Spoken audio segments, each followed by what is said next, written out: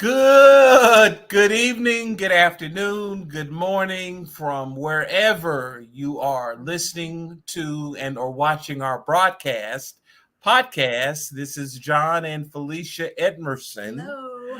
of the Figueroa congregation, and we're excited to be bringing to you this special series of lessons out of our theme here at the congregation, where we're dealing with the family. We're calling this series of lessons LA Family Life, since we're in Los Angeles. And we're just tackling various topics and subjects that are important to the family and trying to address some of the needs of the family. Our podcast is going to last between 45 to 50 minutes, so we're not necessarily trying to be exhaustive, but we do want to share some things to encourage you. And that's what we're all about at the Figueroa congregation. Our address is 455 West 57th Street in Los Angeles. The zip code is 90037. Our senior minister is Vincent Hawkins, and we want to invite you all to come and to worship with us. We're currently streaming and in attendance live at 9 and 10 respectively for our Bible class and worship.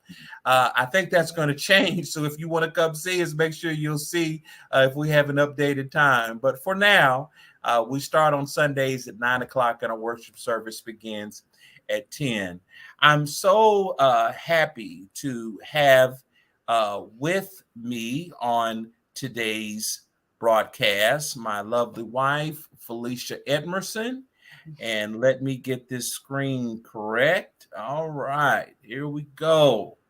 And we have with us as well brother and sister Birt, Robert Winda Birt, all the way from Toledo, Ohio. And they're going to be our guests for today. We've been knowing the Birts for many years, back when we were really early in our marriage and real early in our ministry. I was actually promoting my music, and so I was calling friends and colleagues from around the country and going in over the weekend and doing the music thing. And I called up the Birts the time they were in New Orleans, and he was the minister at the Louisa Street congregation. And Felicia and I came, and we've been dearest friends ever since. They were so kind. Right. Not only did they invite us into their homes, but just talking about hospitality, you can learn that from Sister Birt. And Sister Birt was the first one to teach our oldest daughter how to sip juice from a straw. She was like, she really was a baby. You remember that, huh? Yes, I said, so she is amazing. That's great. So Brother Birt, I don't have to tell you, you married well. Oh, I did. Yeah, I married very well. Sure did. Amen. So we're just thrilled to have them with us. They've been at the Glass City congregation. It'll be 25 years this weekend, and that's something to celebrate in this day and age. So we applaud them for their tenacity, for their stick-to-itiveness. We have a lot of friends at the Glass City congregation, and we've been a great fan of the work there for many years. So congratulations, brother and sister Birt, to 25 years. Silver anniversary. That's right. You all don't look like you will have been there that many years. You're still so young. I tell you, don't even look 25. Yeah, but I tell you, it's actually 25 years February. So we actually celebrated 25 years February of this year. Yeah. So they're actually celebrating us on this weekend. So we're really excited about that. And we are just so excited to see them be so excited about the planning. It has just been so exciting watching them in this planning process. They've just been, I tell you, it's like we come into a room, they're like, you can't hear this. You can't hear this. So it's just really exciting just watching them plan this for us, especially Dr. Birt. He works so hard. So I appreciate everything they're doing to make this such a success. Yeah. That's great. That's wonderful. Well, our topic for today, let me read the prompt. The prompt is learning how to love your child unconditionally, exploring the ups and downs of parent life, and how to maintain the right kind of dynamic with your child as you grow and as they grow. And if you think about Luke 15 and the prodigal son, there are many biblical stories that we could draw from where you see that dynamic between siblings, the dynamic between parent and child. But when you read that story, you see that the younger boy basically wanted to do his thing, and the family kind of just had to deal with it. So we have some biblical precedents and examples, and maybe there are others that will show. But let's begin by you talking a little bit about your family and your experiences as a parent. First of all, let's just say that let me just say that we were blessed to have one daughter. We have one daughter, Octavia. She is our love child. We always, I always like to say that Octavia is our love child because we never thought we would have any children, but God blessed us with Octavia. So we call Octavia our love child. Octavia has been just a blessing. One of the things that I like to say about raising children is it's not without its challenges, but you learn a lot about yourself in raising children. Lord have mercy. But one of the things that I find in raising my daughter is I found a lot about myself, but because I saw a lot about in me in raising Octavia. You know how your mom always said, you know what, you're gonna get that stuff back. You gonna get that stuff back. And she wasn't lying. But so we raise our children unconditionally. Love them unconditionally. Because one of the things I find is really interesting is our children can do anything, but we will accept them and we will love them. And that's what's really interesting, because that little girl could get on my last nerve. But guess what? I was still going to feed her. I was still going to clothe her. And I was still going to make sure that none of her needs went unmet. And that's one of the things about being a parent. We just make sure that their needs are met. We make sure that they know that they're loved regardless of whatever happens in her life. So we made sure that everything she needed, she had. But on that flip side, I also had to know that there were consequences to her actions. Right. So I always, there was this phrase that I coined with Octavia. For every action, there's a reaction. So we must all bear the consequences of our decisions. Well, let's kind of back up just. Okay. Go on. Doc, go ahead, Doc. Well, I think one of the things that we talked about earlier too is that my wife and I come from two different backgrounds. So a lot of times the way you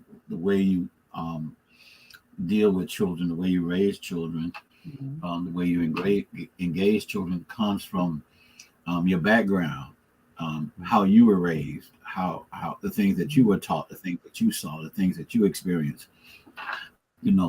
So and what I'm saying that takes place. So when you get married, my wife is from Mississippi. She's a country girl. She had a daddy who was an entrepreneur. He didn't work for anybody. He worked for himself. Made good money. He built his own house. He owned his own property. Wow. And he's a very pragmatic person. My father-in-law, he always has a conversation. He always has questions. He always has concerns. He's going to ask you 100 questions when he sees something or hears something. And that's how she was raised. My mother-in-law is a church person. She's introduced to it by my father-in-law. My father-in-law didn't go to church. She went to church every Sunday. She carried those babies to church every Sunday. They were raised in church every Sunday. She was a very high moral person, a very God-fearing person, a very loving mother, really, really service-orientated.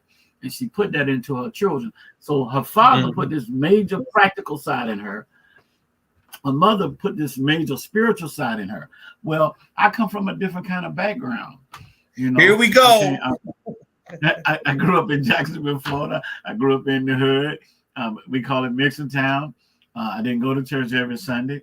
My daddy was not a talker. My daddy was like 5'5", so he had a little Napoleon complex, and he didn't talk a whole lot. He didn't share a whole lot. He didn't say a whole lot. But one of the things we knew is that you couldn't cross my daddy.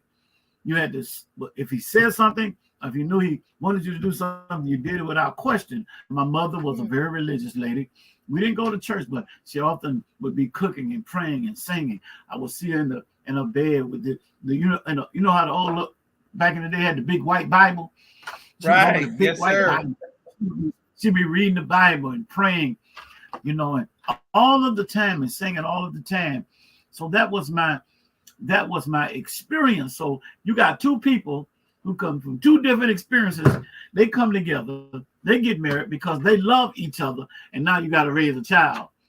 Right. So it's a learning experience for both of us. How do we bring this together? How do we bring these two differences together? And I think the one thing that my wife and I have always had in common is God. Mm-hmm. And the closer one of the things that we've always been committed to is God, and that allowed us to be two different kinds of people, yet have a single focus in terms of what we were trying to accomplish with our daughter. Now, the way to get there may have been different. Right. Our ideologies may have been different because they came out of our experiences.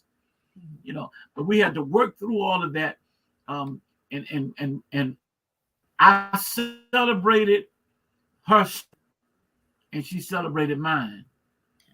And that's how you have to do it. She's strong here. I'm not as strong there. I'm strong here. And you bring that together, and you just work it. And I think, but the key for us has always been our spiritual relationship with God. Okay. Wonderful. Now, when you go back to your earlier years as a parent, right now your speech and your life example is so mature. It's, you exhibit so much wisdom. How long did it take you to kind of get on that track? For newer, younger couples who are starting out, who want to get to where you are, what was that process like, getting on the same page and figuring out, okay, this is our goal, this is our objective, this is what we want to do? What was that process like? It was trial and error. It was lots of trial and error, because it's just like RGB just said, because we came up in two different arenas. He was raised one way, I was raised another way. So he thought his way was right, I thought my way was right. And a lot of things that he thought was the right way, I thought was the right way. But one of the things we knew we had to do was to come together for the good of Octavia. Because one of the things that kids would do is they will play you against each other. So we had to come together on the same page, because we needed her to see that we were on the same team and that she could not play us against each other. I remember one scenario to the T that we had this conversation that Tay could not get a cell phone. And that was when cell phones were really becoming very, very popular. I had an issue because in my mind, Tay did not work. She did not drive. She did not need a cell phone. Octavia wanted a cell phone because everyone in her circle had a cell phone. But she said she wanted a cell phone. So we came together. We came together and said we were not going to get her a cell phone. I came home from work one day and Tay said, Mom, let me show you something. Wow. That's what Tay had. What did Tay have? A cell phone. So we had a come to Jesus moment.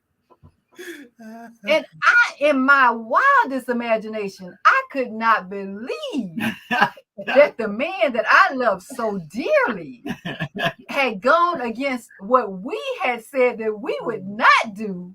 Look out now. Gotten a cell phone.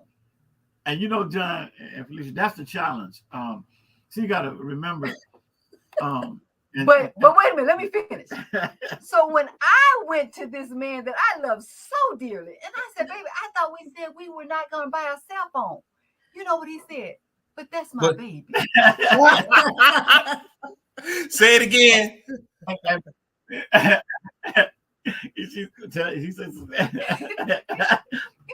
tell him again. That's what he said. He responded by saying, but that's my baby. And I asked him, I said, well, what is she to me? Right.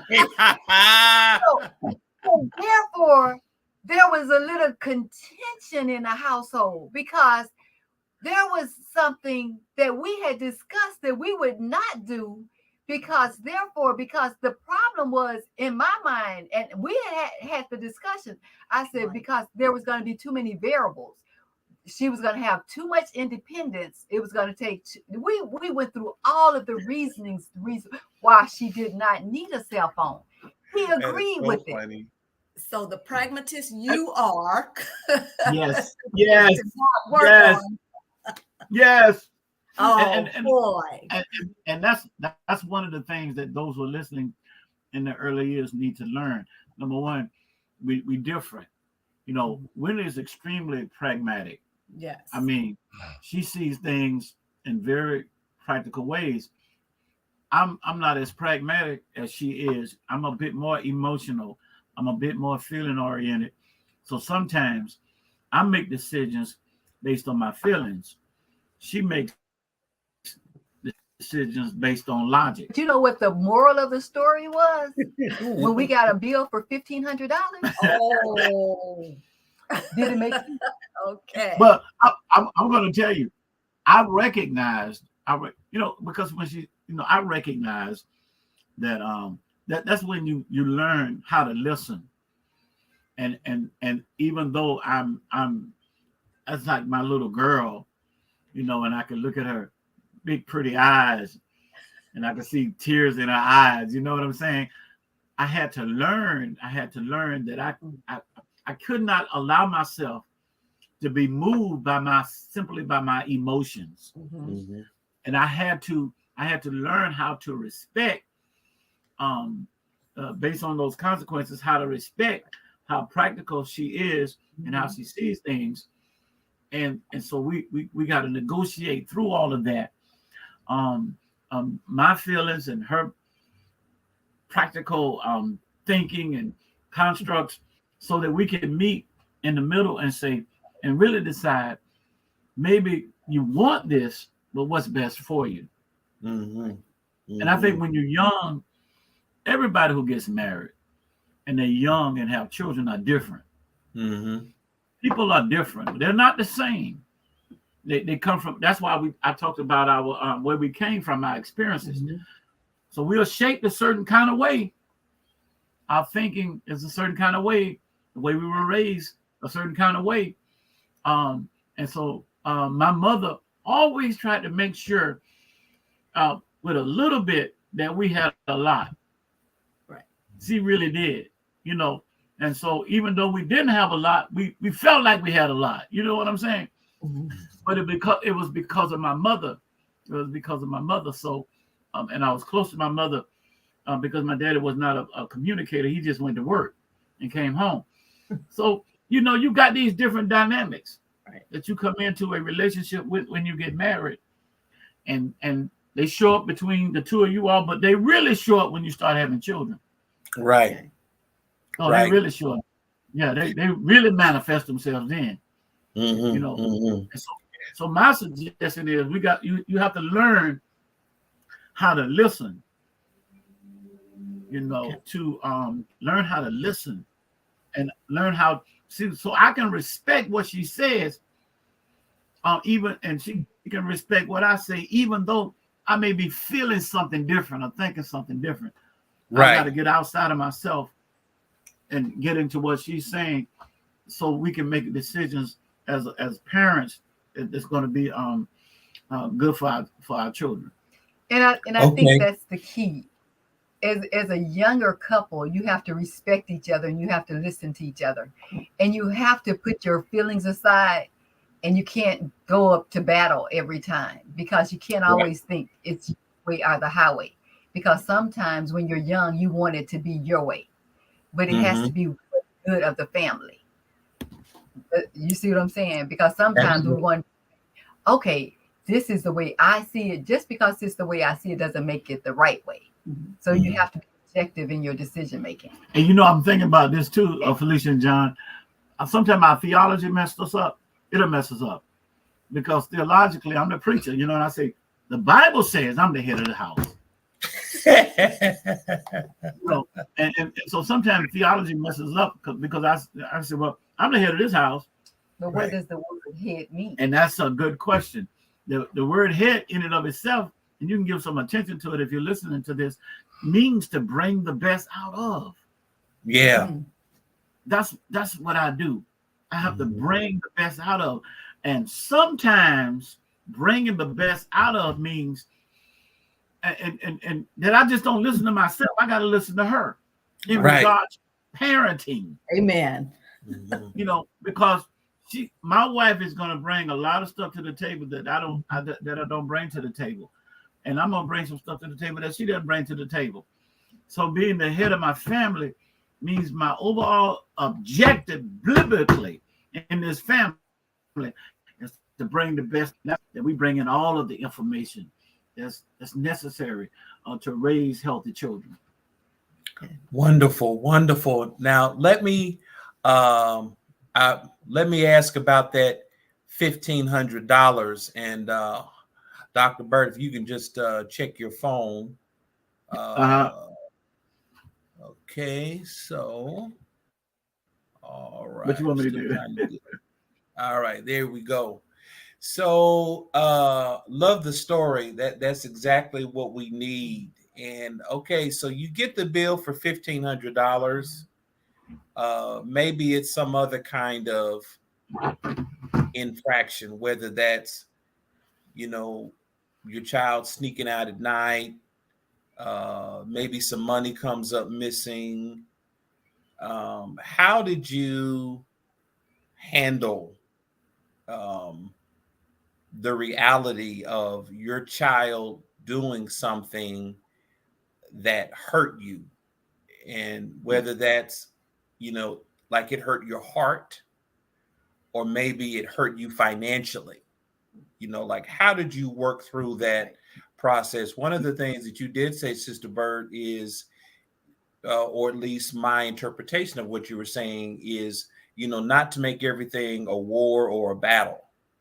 You have to kind of, work through things in more of a balanced way. But here you are, looking at this phone bill that has to be paid. And I'm thinking, as a younger couple, $1,500 back in the day was a lot. $1,500 is a lot of money today. So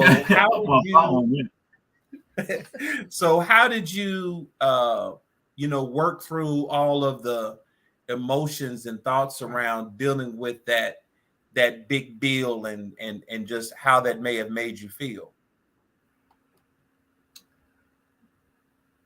Well, John, it hurt my feelings. I was disappointed. So I had to. And one of the things I learned is that I had to deal with myself in regard to that. You know what I'm saying? I felt I felt like I recognized I made a bad decision.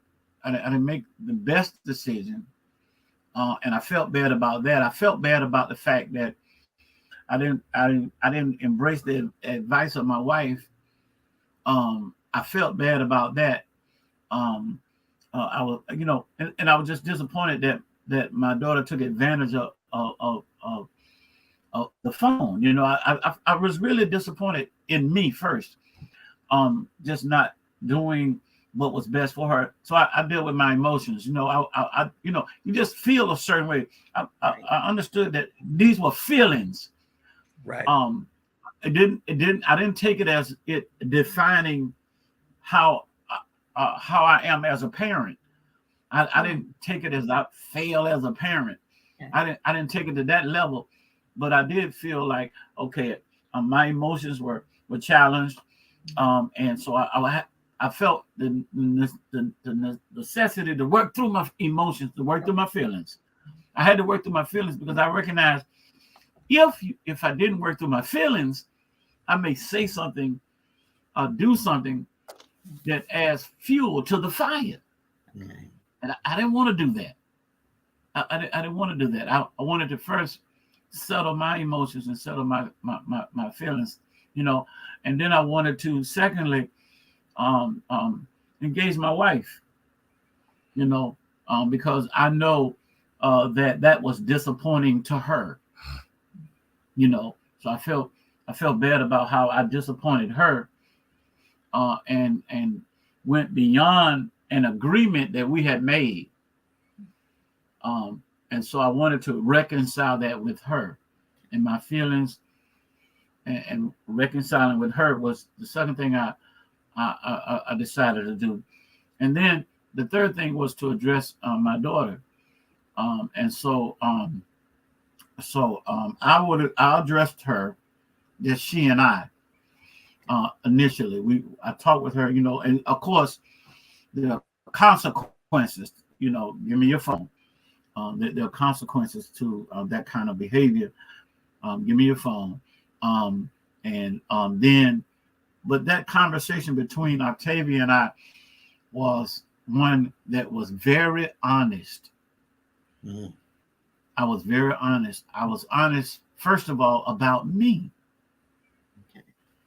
I said to her, to make a long story short, that I made a bad decision. Mm-hmm. So I didn't put it on her first. I put it on me. Got it. And the reason I did that, because I wanted her to know that I did that. I crossed the line. She knew that her mother didn't want her to have a phone. Right. And she knew that we said we were going to let her have a phone, and I let her have a phone. And I wanted to be just authentic with her. Mm-hmm. I wanted to be 100% honest with her that I made that decision. It wasn't a good decision. And let me tell you what I did, Felicia and John. I apologized to her for me making that decision to do that. Okay. All right? I apologize to her, because she's a child. Right. And my responsibility as a father is to protect her. And I didn't do that. So I apologize to her. I was authentic. I made a bad decision. I was wrong in making that decision. And I told her I made an emotional decision. Yeah. Let's unpack that. I heard three things, and feel free if there's something you want to add. I heard three things in there that I think are a good framework for dealing with your children when they make mistakes. Now, the example we're using is Tay was a child, but I think this is a good framework for how you deal with your children, period. Number one, you all exercised insight and restraint, Yes. in that you didn't just fly off the handle and make a bad situation worse. You thought about what happened, what role you played in it, and how best to respond versus react. Reacting tends to be more like a reflex, whereas a response is a more thoughtful, deliberate way. So I think that's very, very good. Number two, I like how you expressed your authenticity, and you said, this is my part in this. But I want you to know, and and I hope I'm not putting words in your mouth, but you've hurt me, you've hurt, the relationship in that the line was crossed, and that's something that we don't want to get in the habit, of doing. Children need to be trusted. And if you're trusted with something like a cell phone, or whatever it is, the car keys, or you're trusted with the house for the weekend, that you're going to exercise good judgment. And then the third thing I like about it is your humility. Yeah. And oftentimes I think that parents can be so heavy-handed and so forgetful about their mistakes. That's right. And because I can certainly look back at our lives, and I can see some of the things that our kids have done. And and just to be frank, I used to pray, man, I just hope my kids don't do nothing worse than me. I don't know how spiritual that was, but I'm just telling you. So I look at them, I'm grateful, but I appreciate, your spirit. And I've always admired the relationship that you all have with Tay. And if I'd been thinking about it, I really should have invited her on, because you all have such a wonderful relationship. And we've seen that back when she was a baby. And we've seen that. Yes. Can you want to add? Well, and then I like how we're talking about that unconditional. Yes. When you said shelter, clothes, emotional support for your kids, and Wendy, you coming from a pretty affluent household, you still didn't feel the need to give Tay everything she wanted. How did you make that?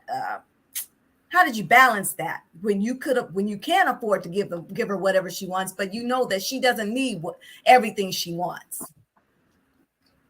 Well, one of the things I always told Tay is, I'm always going to give you your needs, and there's a difference between your needs and your wants. And sometimes, and she's so crafty, because sometimes she would say that her wants was her needs. Because one of the things I think that we do our children an injustice by giving them everything, because then when they get older, they feel like they want everything, and then when they can't afford to have those things that they want, they do things that they cannot, that they shouldn't be doing to get them. So I've always, from a child, whenever I was working somewhere, I would have her volunteering. Yes. So Tay always volunteered from the time she was able to walk. Tay was volunteering, even if it was putting pencils out on a table. I always instilled in her the importance of servitude. So she's always, even to this day, she understands the importance of being a servant. So my grandchildren now, they serve. My granddaughter, if I'm doing a health fair, she's working the health fair. So I've always instilled in her, it's always good. That's what you saw Jesus doing. Jesus was serving. That's my model. And that's what I've done with my child, my grandchildren. So I've taught them the importance of serving. I don't want them to always think that they need to be taking. I want them to give, because I think sometimes we teach children to take. What are you giving? What are you giving? And I don't want them to always look for something in return. Okay. So it's like sometimes my grandson will say, Mimi, if I do this, are you gonna pay me? Hey, where's your plate? Paid in full. You know, so I don't want them to think that there's always a monetary thing, something exchange for something that they're giving. You know, that's not how it works, and that's what's important to me when I'm teaching my child, when I'm teaching my grandchildren, and wherever I am in a church setting, I'm teaching those children in children's worship. What are you giving in the mornings when I'm talking to my grandchildren? What are you thankful for today? What are you thankful for today? What are you going to give today? And sometimes my grandson would say, I don't understand what you're saying. Well, think about that. I'm not going to tell you. I want you to think about that because I want them skills. I'm not going to just give you everything. I want you to think. My dad used to always say, think about that. Think about that. Does that make sense? And sometimes I'd be like, it does to me. And then he's like, well, you need to keep thinking. So I'm always thinking in terms of giving and giving and giving and giving. Don't always take. Don't take. So I've always, that's just my motto. I want them to just give and just not take, you know, because kids today, they always, if I do this, what am I going to get? You're going to get food, water, shelter, clothes. Bam. Right. And you know what? One of the things I always loved about that when my daughter was growing up, my wife always had Octavia busy. She was always doing something. My wife does a lot of stuff in the community, and Tay was always there from a little girl. She was learning, and she's that way today. You know, a giver. You know. But one of the things you mentioned, John, about reaction. You know how my mother would have reacted if that would have been me? How? She'd have taken out that belt. And she said, and my mother had the audacity to say, "What? Take them pants down." You know, and my daddy never whipped us, but my mother was old school. She would whip you. But what I learned was this, that those whippings hurt while you were getting them. But you forgot them when you wanted to do stuff. You understand what I'm saying? Even though you understood, if I get caught, I'm gonna get another one. But it never made a difference. We kept doing this and kept doing that. So I just learned that there has to be a different way to get to a child's heart. Right. You know, just a different way. And part of it is to let a child know that you know, I told my daughter, we talked, there's anything you could ever do to stop us from loving you. Nothing you can do to stop us from loving you. But what we need to do is raise you. What we need to do is teach you. And that's what God gave us the opportunity to do, you know. And I've been grateful for that. I've been grateful for that, you know. And so that was one of the experiences that I learned from, you know. There's discipline, but I always said to my daughter, you can never stop me from loving you. I'm your father. You can never stop me from giving my life for you. Right. And I wanted it embedded in her mind, you know, that so when you are disciplined, when you're reprimanded, that's a consequence. It has nothing to do with the value of our relationship. I think one of the things that I've learned, though, as my child has grown older, is I don't discipline her now. I'm dealing with her as a young adult. So as a young adult, I'm talking to her as a young adult because we've reared her. So now she needs to make her own choices, and I have to respect her choices. I cannot dictate what she does anymore. So I can't be responsible for those choices. So even though she might do those things now that I'm looking at her like, make it make sense. Guess what? She's a young adult. Right. She's an adult. We have reared her. And she will say to me sometimes, she'll say, Mama, I'm 35. As if I don't know that. Right. But one of the things that gives me joy is whatever choices she's making today, she's making it as an adult. Right. We've done our part. Right. And whatever decision she's making today, she's doing it on her own. Right. Whatever decisions she's making as she rears her children, she's doing it like we did for her. Right. She's rearing her children the way she wants to rear them. Right. Now, when they're with us, we kind of take the hymn. You know what I'm saying? We're like, okay, Mimi and Papa now, you know. But it helps me to realize one thing, that I can't rear my grandchildren like they're my children. Okay. Right. And for a long time, I had it messed up because I wanted to rear my grandchildren like they were mine. They're not my children. They're my grandchildren. So I have to respect her motherhood as her motherhood, and I have to stay in my lane.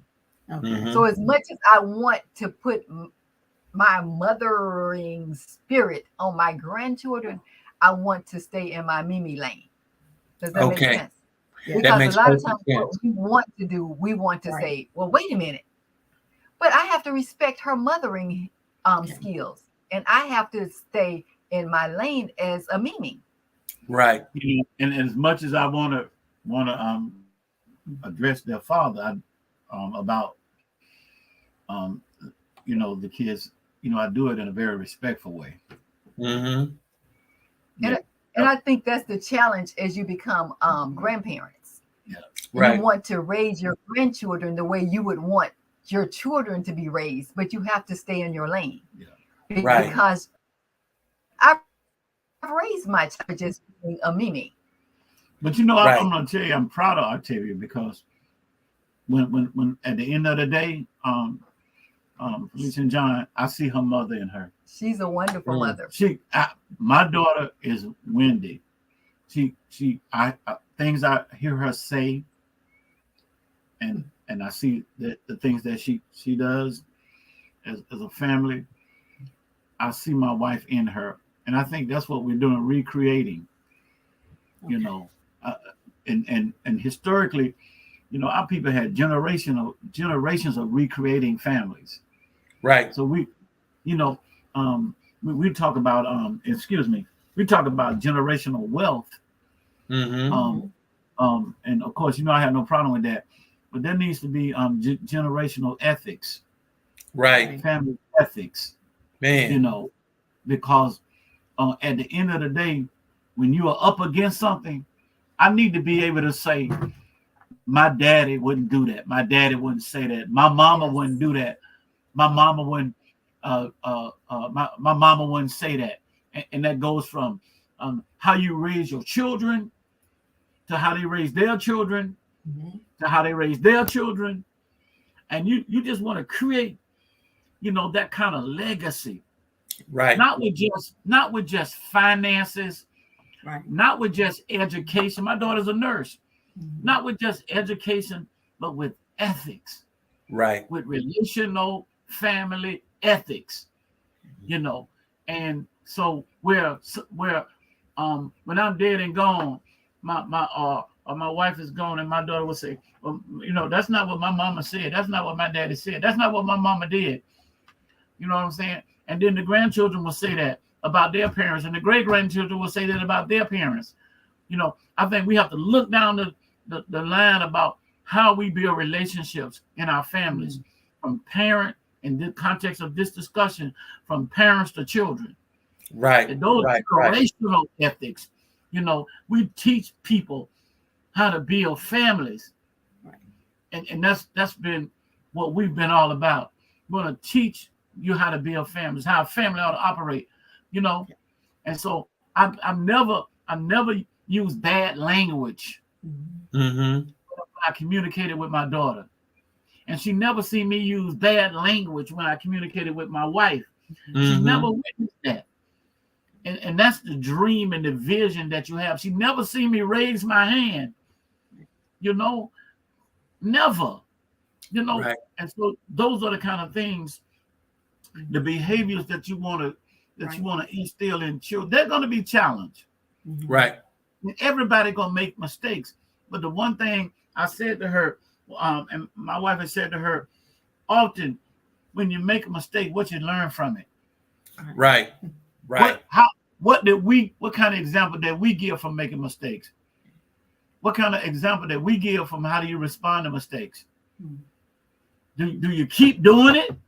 Right. Or do you learn from it? Do you do something different? Right. And so that's the thing we wanted to instill in our daughter, that will be instilled into our grandchildren, that will be instilled to our great-grandchildren. And that's the kind of legacy I think we ought to leave. In our families, not just. Yeah, I'm so appreciative of what we're hearing tonight, and I'm just hearing so many great things, and I want to help our audience kind of process some of what we're hearing. But let me just take just a moment and let me remind you that we are here at the Figueroa congregation, and we're doing a podcast called LAFamily Life with the Birts, all the way from the Glass City Church of Christ in Toledo, Ohio. And we are talking about learning how to love your child unconditionally, exploring the ups and downs of parent life, and how to maintain the right kind of dynamic with your child as you grow and as they grow. Let me just touch on a couple of quick things that I've heard that I think are really profound. One of the things that I appreciate is this growth leap between your father and yourself, Dr. Birt. Mm-hmm. And this is not to shed any negative light on your dad. No. It's real. You know, any of that. I've heard you talk about him over the years. It's always such a humorous, colorful story. But I can tell that there's been some growth, and I want to encourage our parents who have children, younger children, adolescent children, young adult children, older adult children, is that you never stop growing. And one of the best ways that you can minister to your child is to demonstrate the kind of growth that you want them to have. And I see that in you, and how you said, for example, that your dad didn't talk a lot. Well, that's a higher level, a more sophisticated way of thinking and being, to grow outside of the cocoon that you were socialized in, because most of us are going to stay within that cocoon. But it takes a special man, a special woman to grow beyond, to grow out of the things that maybe were poured in them as a younger child. So here's the significance of what I'm saying. Dr. Birt could say, well, my dad didn't talk, so I'm not going to talk. Mm-hmm. And that wouldn't have been good for the home. So what he said was, yes, my dad perhaps didn't use a lot of, his time with us interacting, and that's good. That worked for him.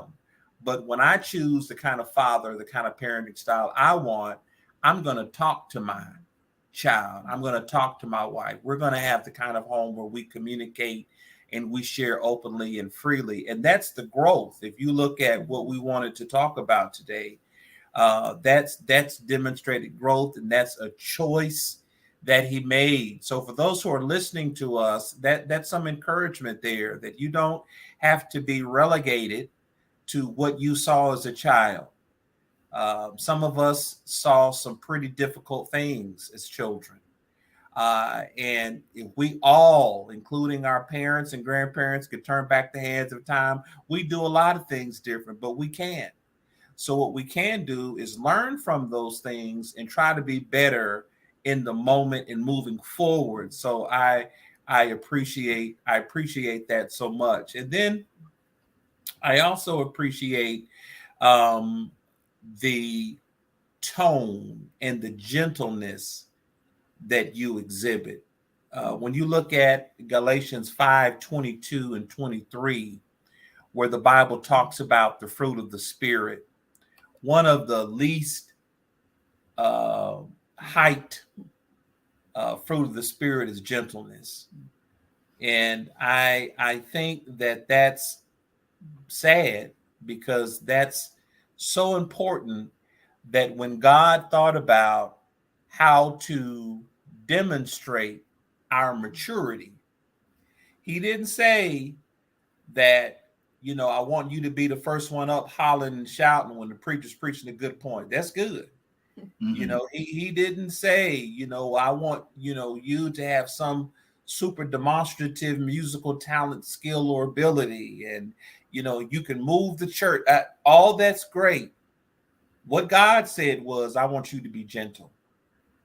And that's how you demonstrate that God is a part of your life and that God is growing in you, is by being gentle. And when you said, man, that you've never heard, no one in your home has ever heard you curse. Mhm. They've never heard you raise your voice, though I'm sure you were upset at times, Raise his fist. or raise your fist. Mhm. That speaks to that gentle, kind self-control. And I want to encourage our listening audience that so much of what you're hearing, of what we're hearing today, is not about the child, it's about us. Yes. And it's about how we interact with them and the kind of example that we're modeling before them. We already know, like us, our kids, regardless of age, they're going to make mistakes. We Mhm. can't get around it. Boy, we wish we could. We wish we could, but they're not. They're going to make some mistakes, and some are going to make some big mistakes. But it's all about, how we're choosing to respond to that mistake. And then, Sister Birt, I loved how you talked about staying in your lane as a grandparent. It's so tempting to want to do for your grandchild. Oh my goodness, it is so tempting, and I just appreciate you so much reminding us that we do have to stay in our lane. So as we're wrapping up our session today, I'd like to give you all the final words to our listening audience. We've appreciated so much of what you've shared with us today. So can you give our families who are watching a final word of encouragement? Yeah, let me start. Normally the female starts and the male ends. I want to start and let Winda end. Okay, this discussion.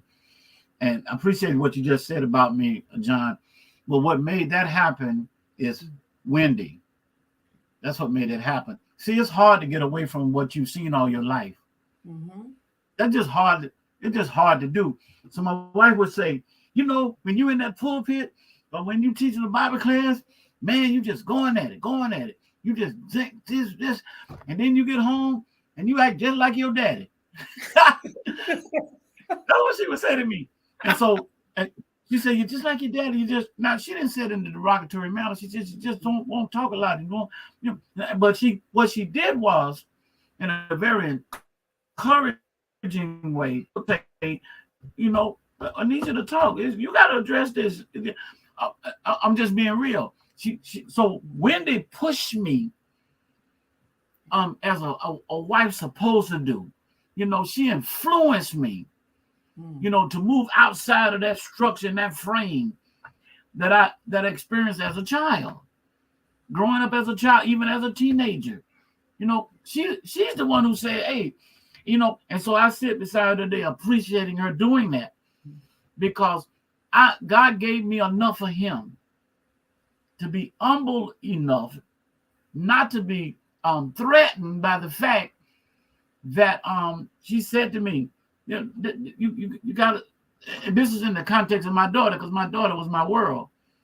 That's my baby. And she would say, "You got to talk, you got to instruct, you got to do." And so I appreciate you, Winda, for doing that, because I needed to hear that so that I can move forward. And that's how it works. I think that's we bring all these differences to a relationship, and so how do we the two of us come together, to help, and I would say to Winda, I got this, because Winda is extremely practical. I say I got this, I got this, but she taught me that. She helped me to open my eyes to say, you Robert Jr., not Robert Sr.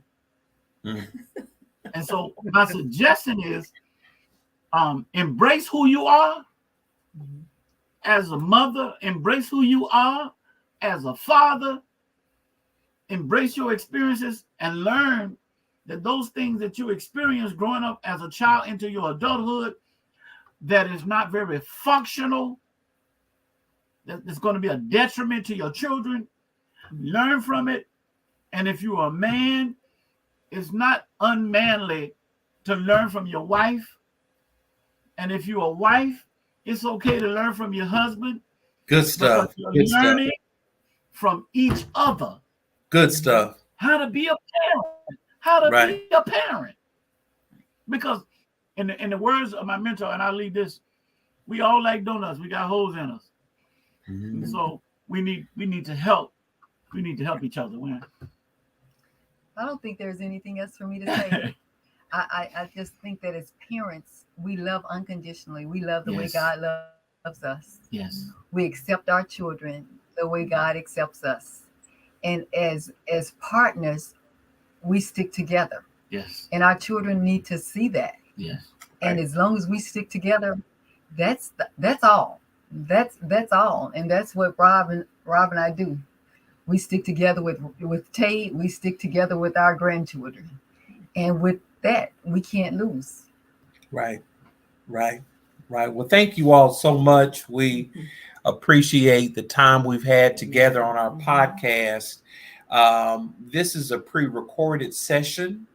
So in terms of being able to respond to comments and things of that nature, that option is not available. So if you do have some follow-up, we want to invite you to email us, Figueroa, COC, at AOL.com. Sorry, Figueroa, C of C, at AOL.com. And we'd be more than happy to explore some of these topics with you. So again, we're just grateful for the time we've had tonight. Again, we want to invite you to come join us at the Figueroa Church of Christ in sunny Southern California. To our dear friends, the Birts, please tell Eddie, tell everybody we said hello. We miss them. And if it be the Lord's will, we hope to see you all soon. Okay. God bless you, man. And both of you. All right. Take care. God bless. All right. Thank you. God bless